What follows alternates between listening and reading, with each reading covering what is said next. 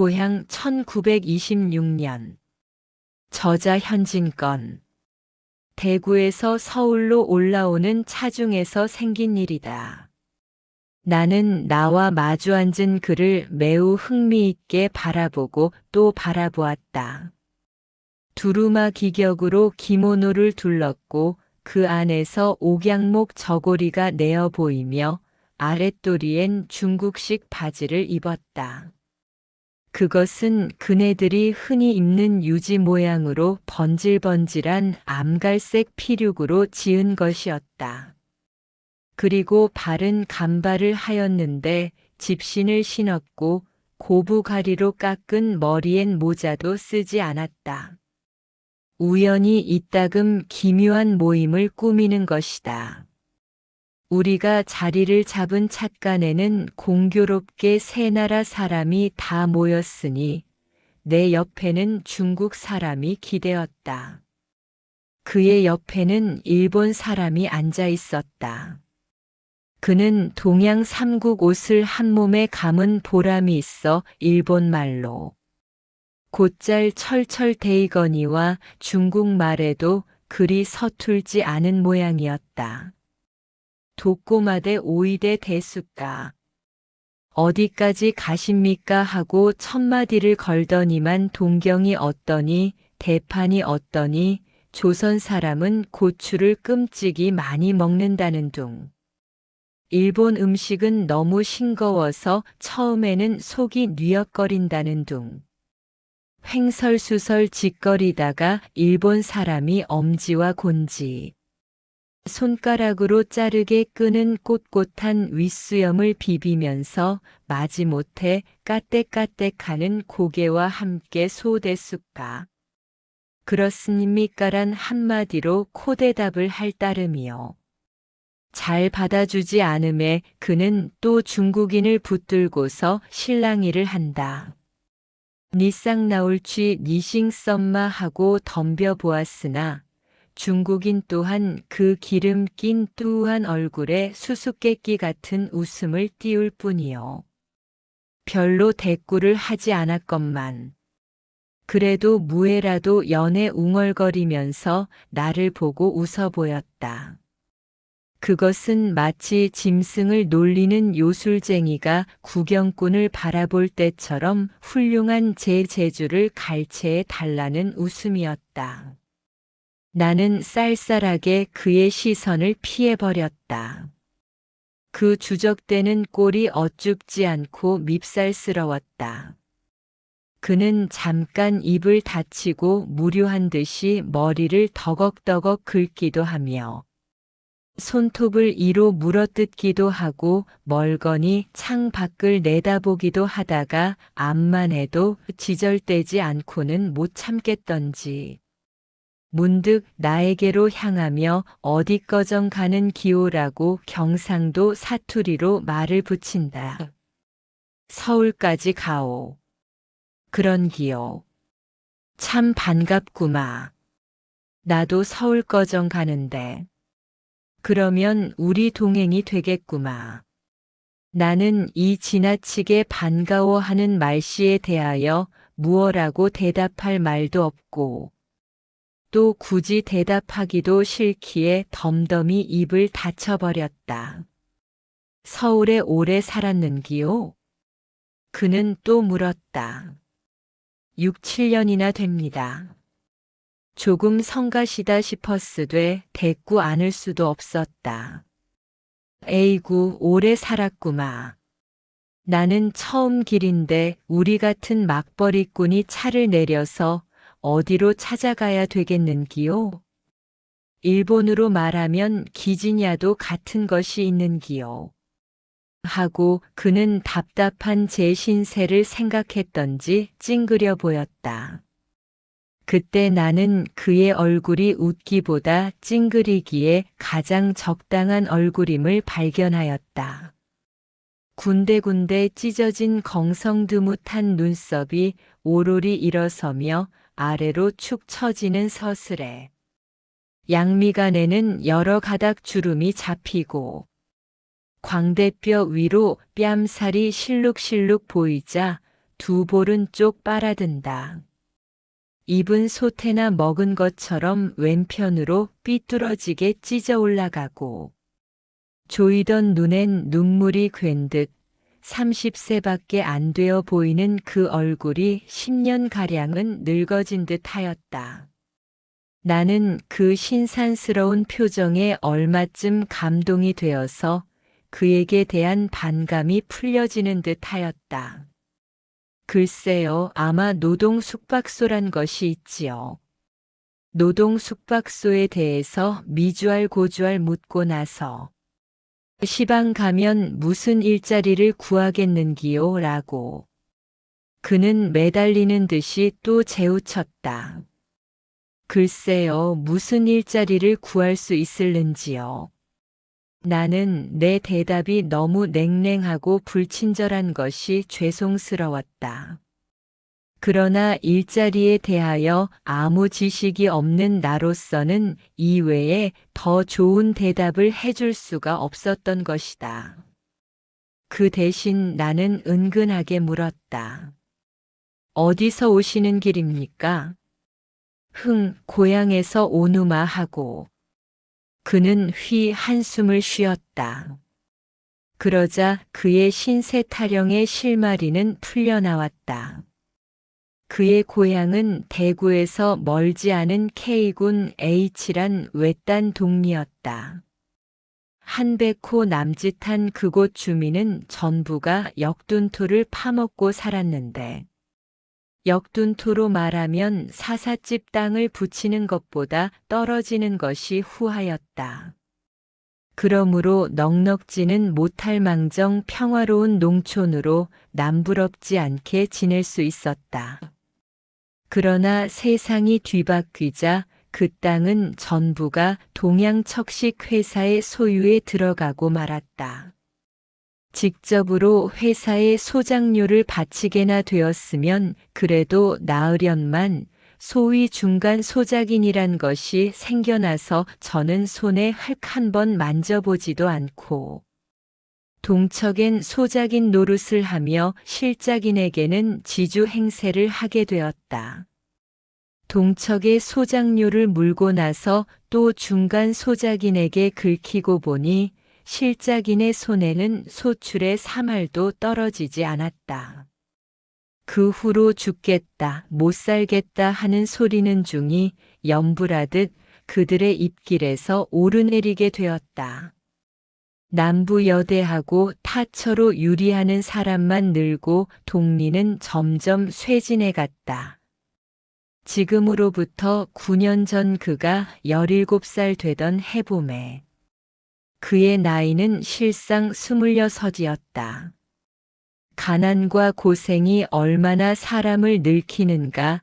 그의 집안은 살기 좋다는 바람에 서간도로 이사를 갔었다. 쫓겨가는 운명이거든 어디를 간들 신신하랴. 그곳의 비옥한 전야도 그들을 위하여 열려질 리 없었다. 조금 좋은 땅은 먼저 간 이가 모조리 차지를 하였고 황무지는 비록 많다 하나 그곳 당도하던 날부터 아침거리 저녁거리 걱정이라 무슨 행세로 적어도 1년이란 장구한 세월을 먹고 입어가며 거친 땅을 풀 수가 있으랴. 남의 미천을 얻어서 농사를 짓고 보니 가을이 되어 얻는 것은 빈주먹뿐이었다. 이태 동안을 사는 것이 아니라 억지로 버티어갈 재. 그의 아버지는 우연히 병을 얻어 타국의 외로운 혼이 되고 말았다. 19살밖에 안 된 그가 홀어머니를 모시고 악으로 모진 목숨을 이어가는 중 4년이 못 되어 영양 부족한 몸이 심한 노동에 지친 탓으로 그의 어머니 또한 죽고 말았다. 모친꺼정 돌아갔구마. 돌아가실 때 흰죽 한 모금 못 자셨구마. 하고 이야기하던 이는 문득 말을 뚝 끊는다. 그의 눈이 번들번들함은 눈물이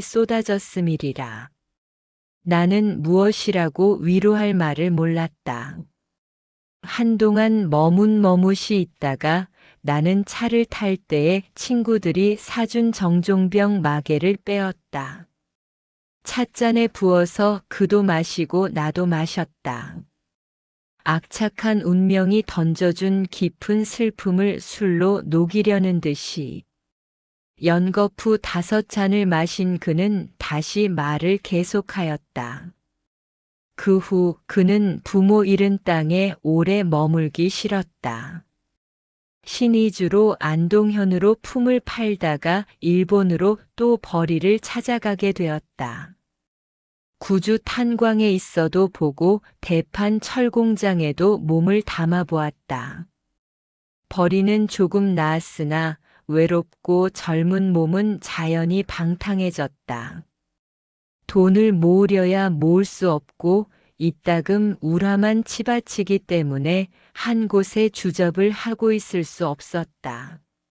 화도 나고 고국 산천이 그립기도 하여서 훌쩍 뛰어나왔다가 오래간만에 고향을 둘러보고 벌이를 구할 겸 서울로 올라가는 길이라 한다.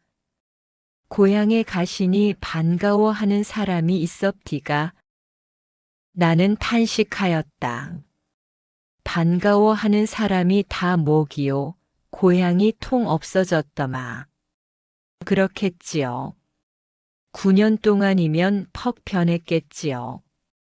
변하고 뭐고 간에 아무것도 없더마. 집도 없고 사람도 없고 개 한 마리도 얼씬을 않더마. 그러면 아주 폐농이 되었단 말씀이요. 그렇구마. 무너지다가 답만 즐비하게 남았지마. 우리 살던 집도 터야 안 남았겠는기요 하고 그의 짜는 듯한 목은 높아졌다. 썩어 넘어진 석갈에 뚫뚫 구르는 주추는 꼭 무덤을 파서 해골을 헐어 젖혀놓은 것 같더마. 세상에 이런 일도 있는기요? 100여 호 살던 동리가 10년이 못 되어 통 없어지는 수도 있는기요. 후. 하고 그는 한숨을 쉬며 그때의 광경을 눈앞에 그리는 듯이 멀거니 먼 산을 보다가 내가 따라준 술을 꿀꺽 들이켜고 참 가슴이 터지드마 가슴이 터져 하자마자 굵직한 눈물도 방울이 뚝뚝 떨어진다. 나는 그 눈물 가운데 음산하고 비참한 조선의 얼굴을 똑똑히 본 듯 싶었다. 이윽고 나는 이런 말을 물었다. 그래, 이번 길에 고향 사람은 하나도 못 만났습니까? 하나 만났구마, 단지 하나. 친척 되시는 분이던가요? 아니구마, 한이웃에 살던 사람이구마. 하고 그의 얼굴은 더욱 침울해진다. 여간 반갑지 않으셨겠지요. 반갑다마다 죽은 사람을 만난 것 같더마. 더구나 그 사람은 나와 까닭도 좀 있던 사람인데. 까닭이라니? 나와 혼인말이 있던 여자구마. 하. 나는 놀란 듯이 벌린 입이 닫혀지지 않았다. 그 신세도 내 신세만이나 하구마 하고. 그는 또 이야기를 계속하였다. 그 여자는 자기보다 나이 2살 위였는데 한이웃에 사는 탓으로 같이 놀기도 하고 싸우기도 하며 자라났었다. 그가 14살 적부터 그들 부모 사이에 혼인말이 있었고 그도 어린 마음에 매우 탐탁하게 생각하였었다.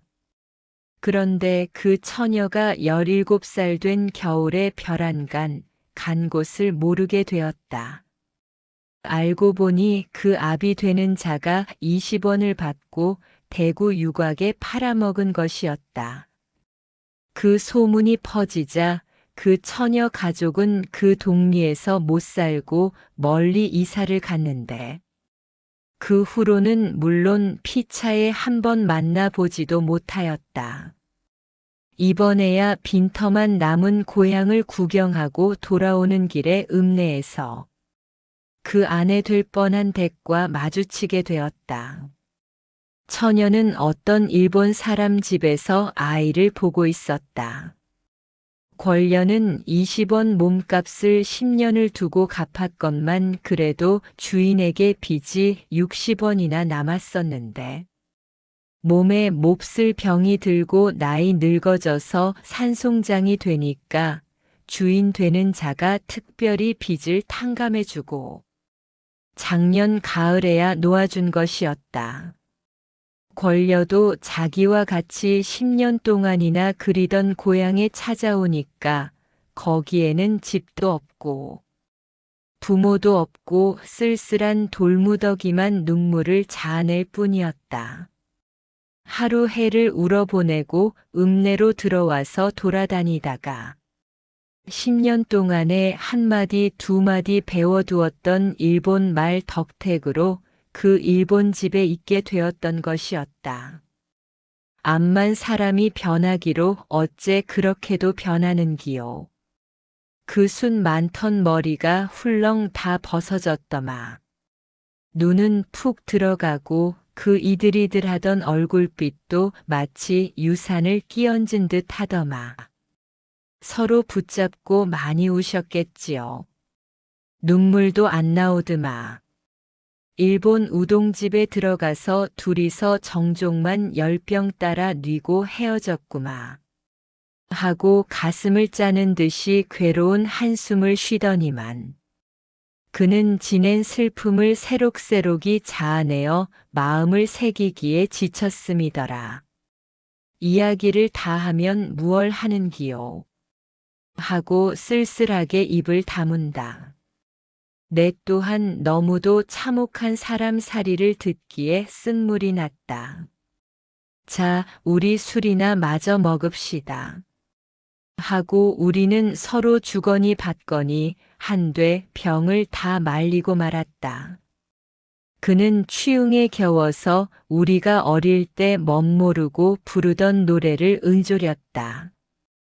벼썸이나 나는 전토는 신장로가 되고요. 말마디나 하는 친구는 감옥소로 가고요. 담뱃대나 떠는 노인은 공동묘지 가고요. 인물이나 좋은 계집은 유곽으로 가고요. 끝. 구독, 좋아요는 무료입니다.